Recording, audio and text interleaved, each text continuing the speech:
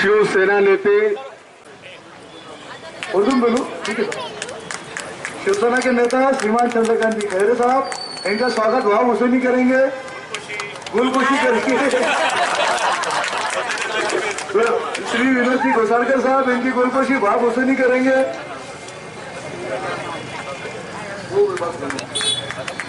तनवानी साहब, इनकी गुलकुशी भाव वसूली करेंगे। दूसरे हमारे लाड़के जिला प्रमुख, जिनका नाम लेने में भूल गया, भैया राठौर जी, उनका भी सत्कार, उनका भी गुलकुशी जो है रवा वसूली करेंगे।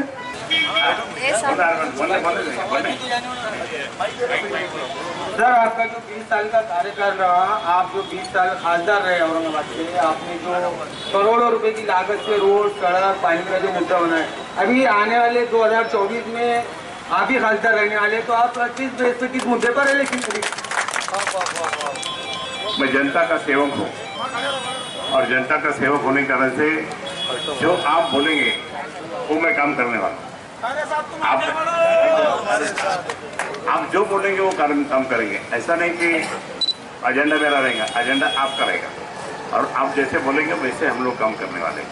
जो भी कैसे, आज देखो, आज घाटी में इतनी तकलीफ हो रही, कोई गया?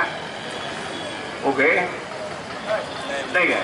अच्छा, देहात में मैं परसों दिन गया था, अपने वैजापुर तालुके के एकदम लास्ट कॉर्नर पे गया था, वहाँ के आखिरी गांव में। वहाँ भी सारे हमारे मुस्लिम भाई मेरे पास आके मिले। मैंने तो बोला कि वो अभी जो गलती से चुन के आए हुए वो आके गए क्या? कह के आए? बोले पिछली बार को आप यहाँ पूरा आया था, बहुत बड़ा बाढ़ आया था, तो आप आए थे लेकिन वो नहीं आया। तो मैं ये नहीं चाहता कि लोगों की सेवा हमेशा होते रहना, लोगों के साथ में रहना। रात को बेरात को कभी भी आया तो फोन आया तो उठाना और ये करना, ये मेरी ये रहेगा। और जो भी आप एजेंडा बोले कि साहब ये हमको ये चाहिए वो चाहिए, तो हम लोग शिवसेना के माध्यम से करेंगे। तो आपका बोलना था कि 2024 में जो खासदार बनने के बाद में उनके जो दो मुद्दे, एक डेवलपमेंट और एक दूसरा हमारे सबके तरफ से साहब ये काम बहुत अच्छा करेंगे कि औरंगाबाद शहर से जातिवाद को खत्म करेंगे। मैं बताऊंगा कि खासदार का टिकट तो बाला साहब उद्धव साहब देंगे, आपके आशीर्वाद से मिल भी जाएगा। लेकिन मैं 1990 में पहला MLA बना, 90 में। उस दिन से 28 साल तक इस शहर में एक भी जाति दंगा तनाव हुआ क्या? आप बात बताइए, एक भी देशमुख साहब बताइए, एक भी नहीं। लेकिन 2018 में राजा बाजार नवपुरा में किसी दंगा फसाद किया? MIM। उनके कारण से दंगे फसाद और बाकी का सब वातावरण उनका हो गया, खराब कर दिया उन्होंने। लेकिन मेरे समय में माननीय बाला साहब ठाकरे जी का आशीर्वाद था और माननीय उद्धव जी के नेतृत्व में काम किए। एक भी दंगा फसाद मुझे बता दीजिए। आज हम लोग डबल रोटी बेचते हैं, पंचर निकालते हैं, छोटा मोटा काम करते हैं, लेकिन कभी दंगे फसाद हुई तो सारा अपना धंधा चल जाता, 15 दिन भूखे मरते हैं। लेकिन आज मेरे कारण से मैं आपको बताऊंगा कि आप देखेंगे सब जगह दुकाना वकाना एकदम मस्त दुकान खुली सबके। ये दुकान खुली, सब कुछ हुआ है, वो कारण शिवसेना के कारण से कि कोई दंगे फसाद नहीं हुए, शहर में अच्छा हुआ, माहौल अच्छा हुआ, इंडस्ट्री बढ़ रही है, सब बच्चों को काम मिल रहा है, सब बेरोजगारी खत्म हो गई। लेकिन इन्होंने क्या किया, हर इंडस्ट्री में जाके धोखेबाज मेरे छोकरे और वहाँ दादागिरी करके इंडस्ट्री बंद पड़ रही है। ये अपना कभी काम वैसा नहीं था, अपन लोगों को समझा के काम देते थे। आज लेकिन हालांकि बहुत खराब वातावरण किया है, वो क्यों हुआ? वो भी बी टीम है उनकी, बीजेपी की।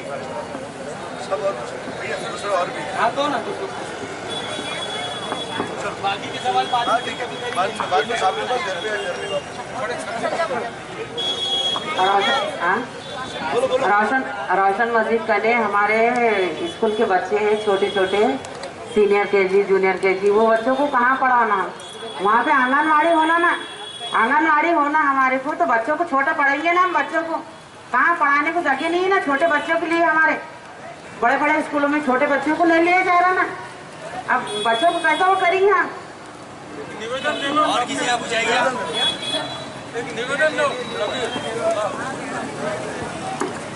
शहर में आंगनवाड़ी ये महानगर पालिका के और जिला परिषद के माध्यम से चलते रहेगी। अगर अपने शहर के अंदर महानगर पालिका के माध्यम से लगभग 300 से ज़्यादा आंगनवाड़ियाँ अभी चालू है और शिक्षिका भी टेम्परेरी लगे हुई है। अगर तुम्हारे एरिया में अगर है नहीं है, विपरीत मालूमात है नहीं है, वहाँ हो गया, हमारे कने आते, हमारे कने जो भी आते रहते नंदू महापौर है थे, अभी 3 साल से लेके प्रशासक ही थे वहाँ पे, सिर्फ महापौर एक ही है नंदू। अभी कैसा है कि अपने सब कामों में अड़चन हो रही, अभी इलेक्शन महानगर पालिका के लगने वाले। हमारी ऐसी इच्छा है कि तुम्हारे में से ही कोई तो भी एक नगर सेवक हमारे साथ में चुन के आना और हमारे से जितने काम होते तुमने हमारे हाथ से करा के लेना, इतना ही मैं अभी बोलता हूँ। और आंगनवाड़ी के बारे में भी जो भी रहेगा आपका, तो आप महापौर से मिलके आपके आंगनवाड़ी यहाँ पे महानगर पालिका की अगर ओपन स्पेस जगह अगर होंगी तो जल्दी में जल्दी कैसी शुरुआत करते आएंगी। अपन सब मिलके कोशिश करेंगे कि ये 100% अपने को हाथ में लगेगा। सिर्फ कोशिश अपने को करने की है, ये 100% अपने को लगेगा और आंगनवाड़ी 100% आएंगे।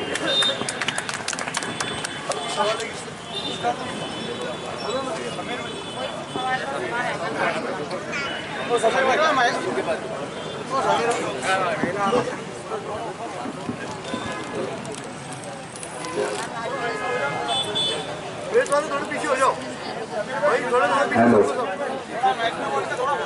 घाटी का खास दे हो रहा तो गरीबों के हाथ से क्या करना। मैं बोलना चाहूँगा, इनका मतलब ये है कि घाटी का जो खासगीकरण हो रहा तो गरीब जनता ने कहाँ जाना, ये सरकार क्या कर रही है, इसके ऊपर क्या अंसर है, ऐसा इनका बोलना।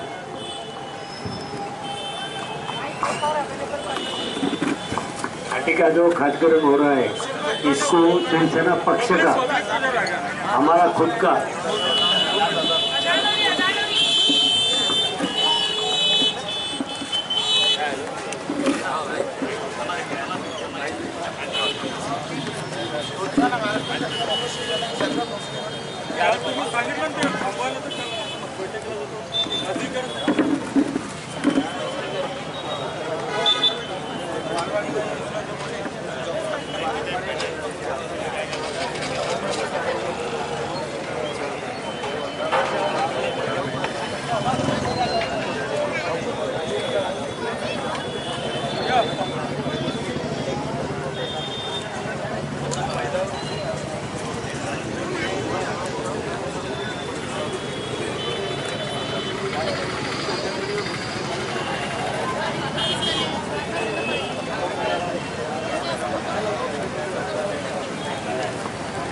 खासगीकरण के बारे में जैसा आपने बोले कि ये जो दवाखाने हैं जो प्राइवेटाइजेशन कर रहे हैं उसको शिवसेना का हमारा विरोध है। हमारे आपस में भी बैठक हुई है और खैरे साहब के नेतृत्व में उधर धरने अंदर का करने का है। कोई भी हालत में अपन सब अगर एक जगह पे आ गए और अपने मोर्चे निकाले और अपने धरने दिए तो ये सरकार को झुकना ही पड़ेगा। और खासगीकरण अपने शहर के अंदर अपन होने नहीं देंगे। इसके लिए तुम्हारा भी साथ हमको लगने वाला है।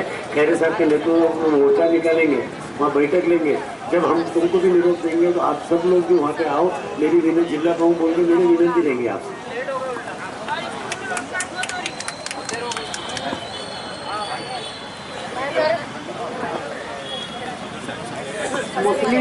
मुस्लिम समाज लड़कियों को नहीं हाँ, मुस्लिम समाज लड़कियों को उनके लिए क्या सुविधा मिलेंगी? इनका बोलना है कि मुस्लिम समाज लेडीज को आरक्षण क्या मिले। अभी महिलाओं को आरक्षण, सबको आपको आरक्षण 33% मिलेगा, लेकिन 29 को अभी नहीं। लोकसभा विधानसभा बाकी तो इतना है, 50% है ना महापालिका, नहीं महापालिका में है ना 50% है, 29 में नहीं, 33 में नहीं।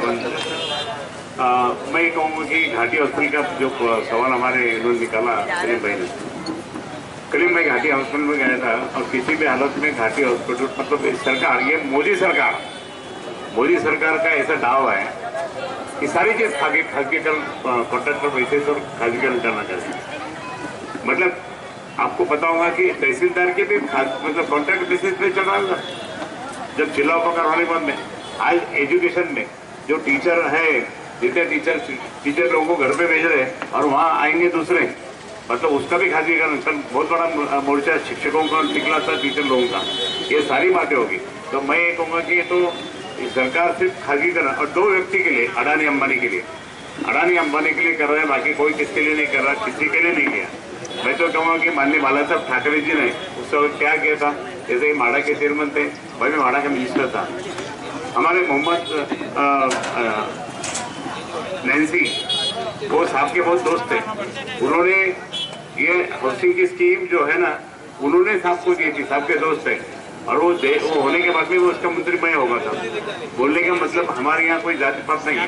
मैं ये भी कहूँगा आपको कि अपने यहाँ मैं जब मंत्री था, जब गरीब नवाज दवाखाना खोला मैं आया था इधर सड़कर गेट का, उसके बाद में कैसर कॉलोनी में भी एक सभागार दिया था, शादी खाना किरणपुर में दिया था, और हर महीने में मैं एमएससीबी मीटिंग लेते थे, देशमुख साहब आप आते थे, हर महीने में एमएससीबी मीटिंग, कभी लाइट जाता नहीं था, कुछ नहीं, सब लोग आते थे, 4-4 घंटा मैं मीटिंग लेता था एमएससीबी की। आज एक भी मीटिंग नहीं हुई, मैं 138 मीटिंग लिया मैंने, आज एक भी कुछ हुआ नहीं।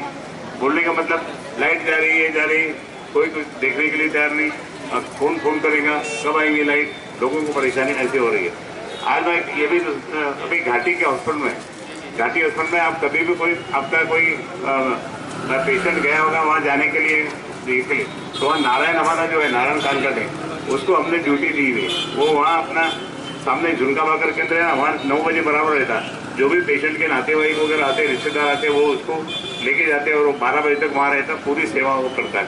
आपको कोई तकलीफ होगी नहीं, हमारे सारे लोग यहाँ आए, आपको मालूम होगा। अच्छा, उर्दू लाइब्रेरी के लिए अपन मदद की हुई, उर्दू लाइब्रेरी, वो दीदी गई क्या, आपा गए हो,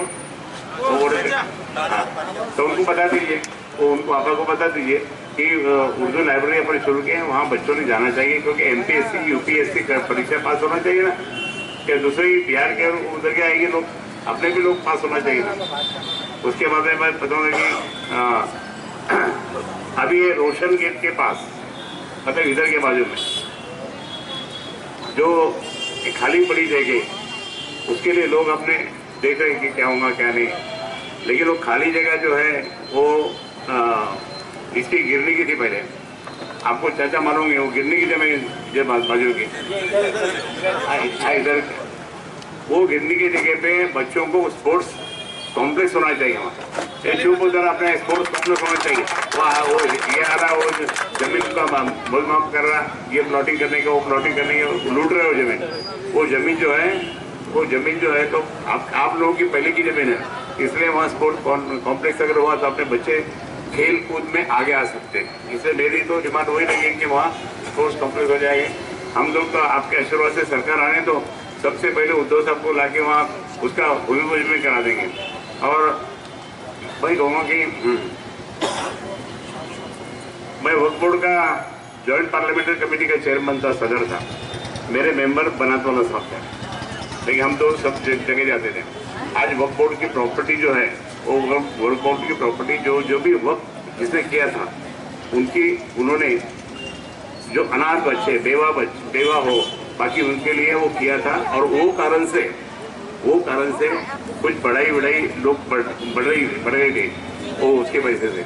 लेकिन आजकल उसके ऊपर भी ऐसा आँख है कि ये कब खरीदने के और कब करने के। मैंने ये बोला कि वक्फ बोर्ड की प्रॉपर्टी को भी लेना नहीं, जिसने भी लेगा ना वो बर्बाद हो जाता। लेकिन बहुत लोग उसमें वो प्रॉपर्टी को भी देख रहे हैं और लेने के लिए। लेकिन मैं वक्फ बोर्ड को मैंने बचाया है पूरे देश भर में, और 12 स्टेट में मैं गया था। 12 स्टेट में जाके कई जगह मैंने उसका वक्फ बोर्ड का फायदा किया था, भाड़ा ये वो सब। लेकिन आज यहाँ भी अपने यहाँ कुछ लोग वक्फ बोर्ड के जमीन पे ऑफिस बनाए, कुछ लोगों ने भाड़ा तो दे रहे नहीं, बड़ा ऑफिस बन गया, बराबर है क्या? हाँ, अच्छा ठीक है, ऑफिस बनाओ, परमिशन लो, लेकिन उसको भाड़ा क्यों ना बढ़ा? तुम 50 रुपये 100 रुपये देंगे थोड़ी चलेगा। दिल्ली में ऐसे होता था। दिल्ली में एक जगह गए, मेरे पास तकरार आई, तो मैंने बोला ये क्या है? बोले साहब 100 रुपये महीना, और वो लोग लाख रुपए रोज कमा रहे, और हमारे वक्फ बोर्ड को पैसे नहीं पगार देने को, हमारे एम्प्लॉय को। मैं सीधा पूरा फौज फाटा लेके गया वहाँ, उनको चलो खाली करो, क्योंकि वक्फ बोर्ड को क्या होता है, आपको उसमें खाली करने का आदेश उनके पास रहता, कोई रोक टोक नहीं रहती, और खाली करो बोलना जल्दी। नहीं सब कैसे क्या, मतलब क्या भाड़ा देते 100 रुपये, और कमाते कितना 1 लाख रुपए रोज कम से कम। तो मतलब इनको वक्फ बोर्ड को आप दीजिए, वक्त बोर्ड को पगार देने के लिए पैसे नहीं कर्मचारी का। तो जब मैंने वो जाने के बाद में वहाँ वो पूरा मतलब 2-4 घंटे चल रहा मामला, वहाँ पुलिस आई सब उनको ले गया मैं, पुलिस नहीं साहब फिर 1 लाख रुपये महीना मैंने कराया, 100 रुपये का 1 लाख मैंने कमाए, उनके लोगों को कर्मचारी को पगारा। ये सारी बातें हम लोग करते हैं। लेकिन आज मैं कहूँगा कि सरकार ने वर्क बोर्ड की डिफेंस लैंड, फॉरेस्ट लैंड वो भी बेचने का संकल्प किया है मोदी ने। मोदी ये सब जमीना बेचना सब कर रहा है और सब जो लगेगा कुछ जो अच्छी चीज घाटी का मैं बोल रहा था। मुझे कल रात को परसों रात को एक अधिकारी बोला साहब ये घाटी भी बेच रहे हैं, अगर घाटी बेचे तो हमारे सारे लोग गरीब लोग कहाँ जाएंगे।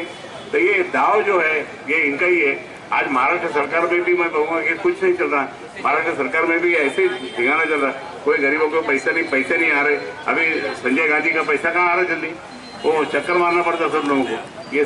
ये सारी बातें, बेवा का पैसा नहीं आ रहा, बोले आ रहा वो बेचारे चक्कर मारते, फिर वहाँ से कुछ अधिकारी अपना जो कर्मचारी रहता वो भी छोटा मोटा उनको देना पड़ता, लोग कर दे। क्या भ्रष्टाचार कितना बढ़ गया है।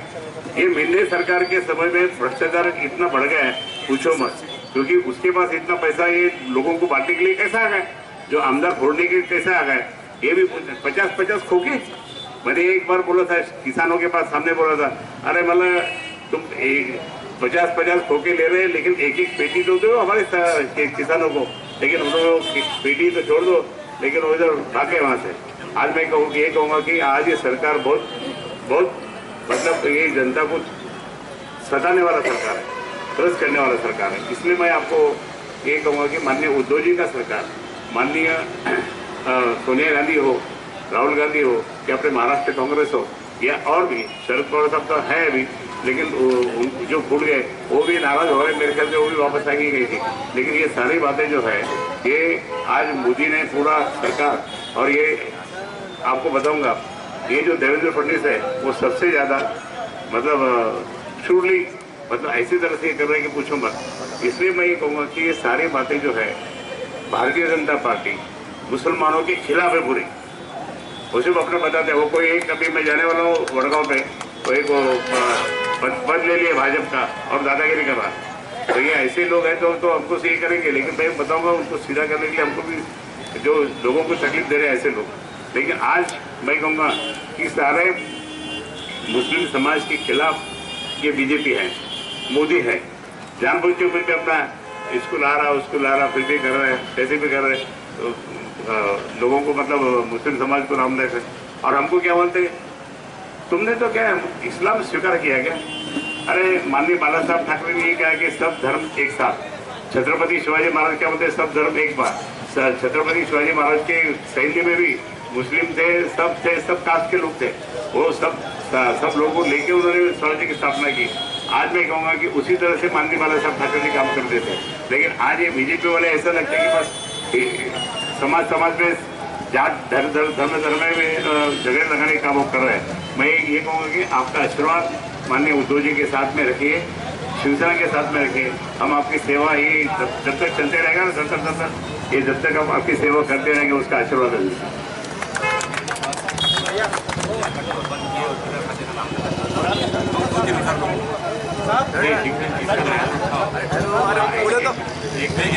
हेलो, एक जो कटकट गेट के आगे जो पूरा जो तो शासन ने जो नाम लगाए PR कार्ड के बारे में, सर आप उसके लिए क्या कहें। मैंने कहा था कि मैं आज तो MP नहीं हूँ, लेकिन मैं दिल्ली में भी जाकर आपको जो भी आपका नाम होम डिपार्टमेंट में गया हुआ कि नहीं, होम डिपार्टमेंट की जमीन है वो ऐसा नहीं है, उसका भी हम लोग उसका ये कर देते हैं। जो क्योंकि ये सवाल हमारे समय में आया था, फिर लोकसभा में भाषण किया था कि हमारे वो लोगों का क्या होगा, वो उनको उठाएंगे क्या था। तो अपने यहाँ तो 25,000 लोग वहाँ रहते हैं, उसमें मैंने उसी समय रबानी को बोला था कागज़ निकालो, हम लोग लड़ाई करेंगे और इनकी ज़मीन है उनको मिलेगी। Thank you. हेलो,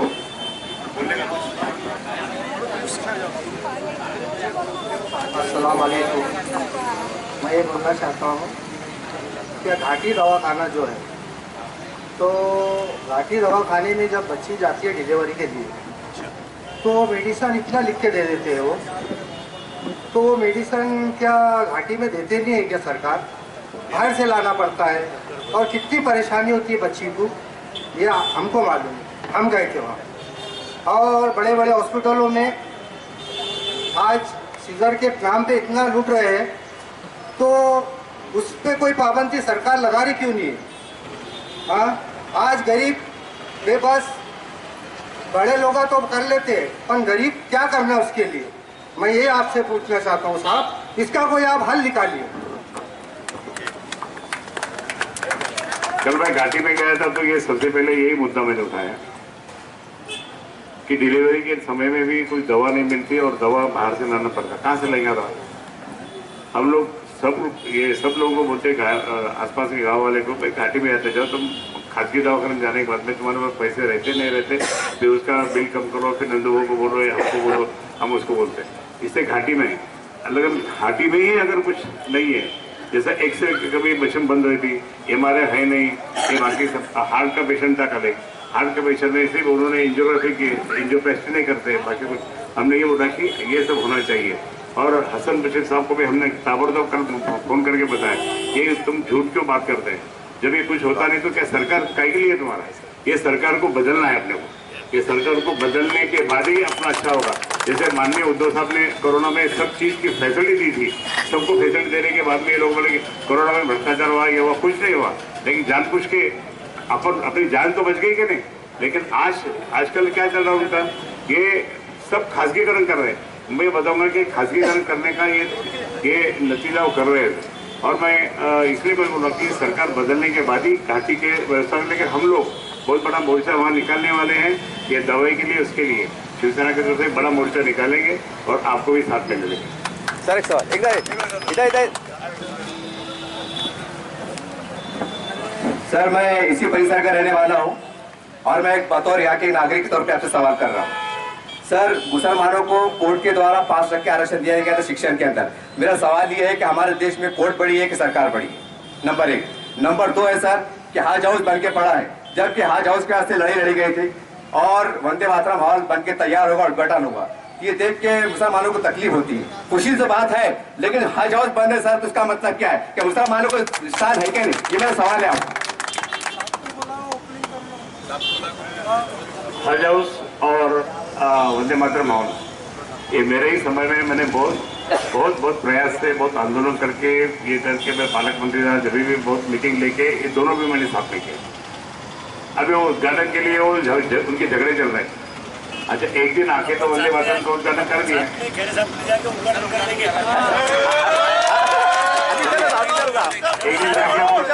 सब लोग जाएंगे, आप उद्घाटन कर लेंगे उद्घाटन। देखिए, वो आप लोगों के लिए नहीं, वो हाजी लोगों के लिए अपने बनाए। हाजी लोग जो जाते हैं, बाहर से आते हैं, तो समझो भी प्लेन का टाइम समझो 4 बजे का शाम को, तो कल शाम को आ गए तो कहाँ रुकेंगे? तो उसके लिए उनके लिए वो बनाया है। वो भी माननीय बाला साहब ठाकरे जी के आशीर्वाद से बना था, क्योंकि बाला साहब ठाकरे जी ने मुंबई में भेंडी बाजार के समय में एक बहुत बड़ा हज हाउस बनाया था, तो बाला साहब ठाकरे जी के आशीर्वाद से बना। सब आरक्षण तो अभी सब आरक्षण का झगड़ा रोज चल रहा है। नहीं सर, ये कोर्ट ने दी थी, ये कोर्ट ने दिया था सर। नहीं, कोर्ट ने दिया, लेकिन ये मानते का छोटा कोर्ट में दिया, मतलब सुप्रीम कोर्ट में जाते लोग। ये सरकार ये आरक्षण के मतलब देने की तैयारी में नहीं। आज मराठा आरक्षण के लिए कितना बड़ा आंदोलन नहीं, ये देवेंद्र फडणवीस कभी नहीं करता। देवेंद्र फडणवीस का इसमें बहुत खिलाफ है, मराठा आरक्षण भी देता नहीं है और ओबीसी को भी देता नहीं है और धनगर आरक्षण भी देता नहीं है। ये सब झगड़े लगाने का काम देवेंद्र फडणवीस करते हैं। सर, अगर आपकी सरकार आती है तो क्या पहले फुर्सत में, पहले महीने में काम होगा सर? जो भी अपनी सरकार आने के बाद में, जैसे भी मैं बताऊंगा कि माननीय उद्धव जी का सरकार जब आने के बाद में, मैंने कई हाजी लोगों को, कई मौलाना लोगों को ले गया था, 2-3 बार ले गया था। और जैसा उन्होंने उद्धव साहब को बोला कि साहब ये ऐसा होना चाहिए, वैसा होना चाहिए, उसी तरह से उद्धव साहब ने किया। आपको मालूम होगा कि हर राज्यों में उन्होंने कायदा, क्या बोलते हैं, एनआरसी, लेकिन माननीय उद्धव जी ने नहीं किया, क्योंकि जो हाजी लोग और बाकी मौलाना लोगों को ले गया था, उन्होंने पहले बोला साहब ये नहीं होना चाहिए, तो उद्धव साहब ने नहीं किया, महाराष्ट्र में नहीं किया। लेकिन बाकी आजू बाजू गुजरात में तो कितना है, सभी जगह किया उन्होंने। तो मैं कहूँगा कि उद्धव साहब के कारण से एनआरसी का जो अपने महाराष्ट्र में नहीं हुआ। इसमें बहुत लोगों ने मुझे धन्यवाद दिया कि उद्धव साहब को बोलो धन्यवाद करना।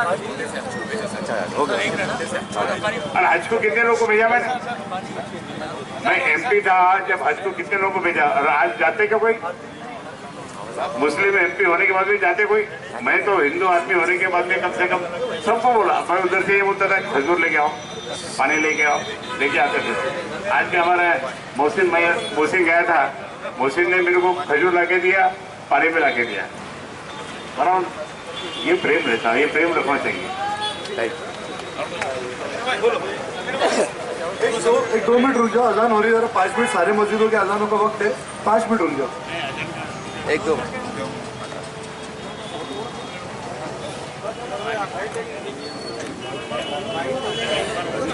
आपकी कृपा से भंगार वाले कम से कम 25 से 30 फैमिली हमारे इस रोड पे बैठते थे।